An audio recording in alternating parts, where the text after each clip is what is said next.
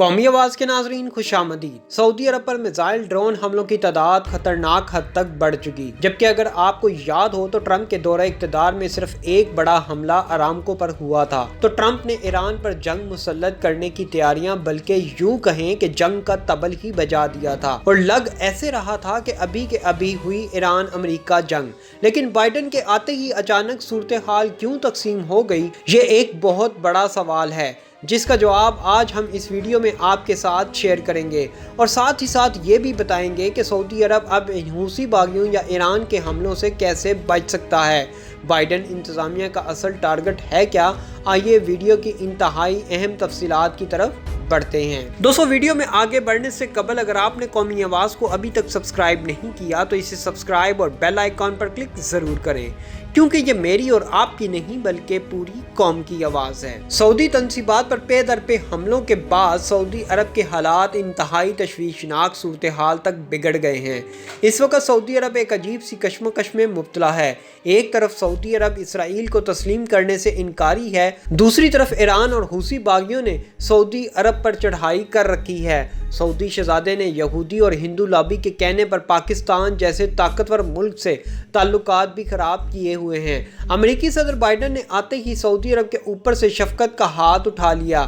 مطلب اس وقت سعودی عرب چاروں طرف سے مشکلات میں گھرا ہوا ہے، اسے سمجھ نہیں آ رہی کہ وہ کرے تو کیا کرے، کیونکہ ایرانی ملیشیا فورسز اور حوثی باغیوں کے ساتھ لڑائی سعودی فورسز کے بس کی بات نہیں۔ بائیڈن انتظامیہ سے قبل سعودی سرحدوں کی حفاظت کافی حد تک امریکہ ہی کرتا تھا، لیکن اب ایسا نہیں ہے دوستو، کیونکہ اس وقت امریکی صدر نے واضح طور پر اعلان کر دیا ہے کہ وہ سعودی شاہ سلمان سے تو بات چیت کر سکتے ہیں، لیکن سعودی ولی عہد محمد بن سلمان سے کوئی بات چیت نہیں کریں گے۔ یہ سب جانتے ہیں کہ محمد بن سلمان کے ہی فیصلوں پر پورا سعودی عرب چل رہا ہے۔ یوں کہوں کہ 80% بادشاہت محمد بن سلمان کے ہاتھ میں ہے، کچھ غلط نہ ہوگا۔ لیکن بائیڈن نے یہ سب جانتے ہوئے بھی محمد بن سلمان سے بات کرنے سے انکار کر دیا ہے۔ بائیڈن کے انکار کے بعد محمد بن سلمان نے سعودی عرب کی حفاظت کے لیے نئے دوست تلاش کرنے شروع کر دیے ہیں۔ سعودی عرب کے ولی عہد، نائب وزیر اعظم اور وزیر دفاع شہزادہ محمد بن سلمان سے اردن کے فرمانروا شاہ عبداللہ الثانی بن حسین، بحرینی ولی عہد شہزادہ سلمان بن حمد اور ملائیشیا کے وزیر اعظم محی الدین یاسین نے ملاقات کی۔ الشرق الاوسط کے مطابق محمد بن سلمان اور شاہ عبداللہ الثانی کی ریاض میں ہونے والی ملاقات میں سعودی عرب اور اردن کے برادرانہ تعلقات، مختلف شعبوں میں تعاون کے طریقوں اور مشترکہ مفادات کے حصول کے لیے نئے امکانات کا جائزہ لیا گیا۔ دونوں رہنماؤں نے متعدد عرب اور علاقائی مسائل اور انہیں حل کرنے کے لیے صرف کی جانے والی کوششوں پر بھی تبادلہ خیال کیا۔ واضح رہے، اردنی فرمانروا اسی ہفتے سعودی عرب کے دورے پر ریاض پہنچے تھے۔ دوستو، محمد بن سلمان کی اچانک عالمی سربراہوں سے ملاقات امریکہ کے لیے ایک واضح پیغام ہے کہ عرب ممالک آج بھی متحد ہیں، اور اگر امریکہ نے سعودی عرب کو بائی پاس کرنے کی کوشش کی تو پھر گریٹر اسرائیل کا منصوبہ کوئی اور نہیں، سعودی عرب ہی فیل کروائے گا۔ محمد بن سلمان کے عالمی رہنماؤں سے رابطے کا دوسرا پہلو ایران کے سعودی عرب پر حملوں کے تناظر میں بھی دیکھے جا سکتے ہیں۔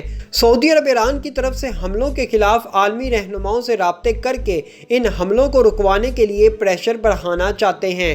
حالانکہ اگر دیکھا جائے تو ایران سعودی عرب میں جاری کشیدگی کو اکیلا پاکستان ہی حل کروا دیتا تھا، لیکن افسوس اب پاکستان ایسا نہیں کر رہا۔ اس کی وجہ بھی محمد بن سلمان خود ہی ہیں، کیونکہ انہوں نے کشمیر ایشو کو لے کر خود ہی پاکستان کو اپنے سے دور کیا۔ دوستو، اس وقت اسرائیل نے ایران پر حملوں کے لیے پورا ایک نقشہ تیار کر رکھا ہے، جس میں اسرائیلی وزیر دفاع نے دعویٰ کیا کہ ایران نے ان شہروں میں اسرائیل اور امریکی تنصیبات پر حملوں کے لیے پورے میزائل شہر آباد کر رکھے ہیں، جس سے اسرائیل بے خبر نہیں ہے۔ اسرائیلی وزیر دفاع نے دعویٰ کیا کہ ہم جانتے ہیں ایران نے کہاں کہاں ہزاروں کی تعداد میں خطرناک میزائل نصب کیے ہوئے ہیں، اور اسرائیل جب چاہے ان شہروں کو نقشے کی مدد سے تباہ و برباد کر سکتا ہے۔ اسرائیلی وزیر دفاع کا کہنا تھا کہ اگر دنیا کے دیگر ممالک ایران کو قابو کرنے میں کامیاب ہو جاتے ہیں، اس کے جوہری پروگرام کو کنٹرول کر لیتے ہیں تو یہ اچھی بات ہے، اور اگر ایسا نہیں کرتے تو پھر اسرائیل یکطرفہ کارروائی کرنے کا پورا حق رکھتا ہے۔ دوستو دوسری طرف عالمی جوہری توانائی ایجنسی کا کہنا ہے کہ ایران نے نتنز ایٹمی پلانٹ پر جدید IR-2M سینٹریفیوجز کے ذریعے یورینیم کی افزودگی شروع کر دی ہے۔ خبر رساں ادارے راؤٹرز کے مطابق بین الاقوامی جوہری توانائی ایجنسی نے اپنے ممبر ممالک کو بتایا کہ ایران کی جانب سے یورینیم کی افزودگی 2015 کے جوہری معاہدے کی مزید خلاف ورزی ہے۔ عالمی جوہری توانائی ایجنسی کا کہنا ہے کہ ایران IR-2M سینٹریفیوجز کو UF6 گیس کی سپلائی شروع کر دی ہے۔ رپورٹ میں کہا گیا کہ چوتھے سینٹریفیوجز کو بھی نصب کیا جا چکا ہے، تاہم UF6 گیس کی سپلائی شروع نہیں کی گئی، جبکہ 5ویں سینٹریفیوجز لگانے کا کام ایران کی طرف سے تیزی سے جاری ہے۔ دوستو اس وقت ایران تیزی سے جوہری ہتھیار بنانے کی طرف بڑھ رہا ہے۔ ایران عالمی پابندیوں کے باوجود پہلے سے کہیں زیادہ طاقتور ہوتا جا رہا ہے۔ ایران کو جوہری طاقت بننے سے روکنے کے لیے امریکی انتظامیہ نے بائیڈن کی زیر صدارت امریکی جوہری بم برسانے والے B-52 بمبار طیارے کو ایران کی طرف پرواز کروائی ہے، تاکہ ایران کو ڈرایا اور دھمکایا جا سکے کہ وہ جوہری بم بنانے سے باز رہے۔ دفاعی مبصرین کا کہنا ہے کسی بھی وقت امریکہ ایران پر جوہری بم برسا سکتا ہے۔ دوستو ایرانی قیادت اس وقت ہر طرف اپنے جارحانہ اقدامات اٹھانے سے گریز نہیں کر رہا۔ یمن کے حوثی باغیوں نے سعودی عرب کی تیل کی صنعت کے درمیان میں ڈرون اور میزائل کے ذریعے حملہ کیا، جس میں راس تنورہ میں واقع سعودی ارامکو کی سہولت بھی شامل ہے۔ غیر ملکی خبر رساں ادارے رائٹرز کی رپورٹ کے مطابق حملوں کا اعلان کرتے ہوئے 6 سالوں سے سعودی زیر قیادت اتحاد سے لڑنے والے حوثیوں نے یہ بھی کہا ہے کہ انہوں نے سعودی شہر دمام، اسیرہ اور جازان کے فوجی ٹھکانوں پر حملہ بھی کیا ہے۔ سعودی عرب وزارت دفاع نے کہا کہ اپنے ہدف تک پہنچنے سے قبل مسلح ڈرون کو روکنا، لیکن دوسری طرف اگر دیکھا جائے تو سعودی عرب کی وزارت دفاع نے کہا کہ اپنے ہدف تک پہنچنے سے قبل ایران کے مسلح ڈرون کو روکا اور تباہ بھی کر دیا تھا۔